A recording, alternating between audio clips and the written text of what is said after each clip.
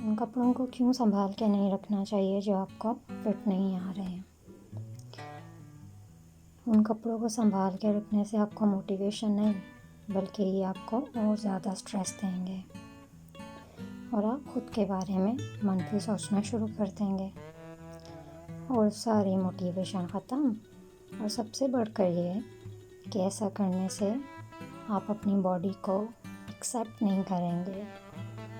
याद रखें, आपको कपड़ों में नहीं बल्कि कपड़ों को आप पर फिट आना है। इसीलिए आज इस लम्हे खुद को जैसा है वैसे कबूल करें। वो कुर्ता और वो पजामा जो 10 साल से आपको फिट नहीं आया वो भी किसी को दे दें। और हाँ, वो ड्रेस जो आपने सिर्फ इसलिए ख़रीदा था कि एक दिन आप पतले होकर उस ड्रेस में फिट आएंगे, वो भी दे दें।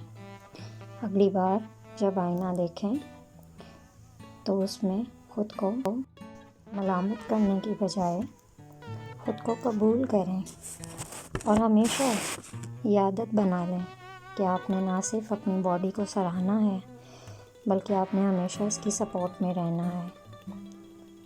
आप जब भी खुद को तब्दील करेंगे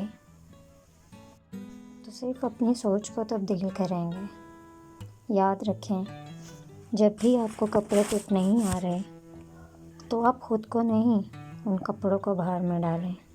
थैंक यू, बाय बाय।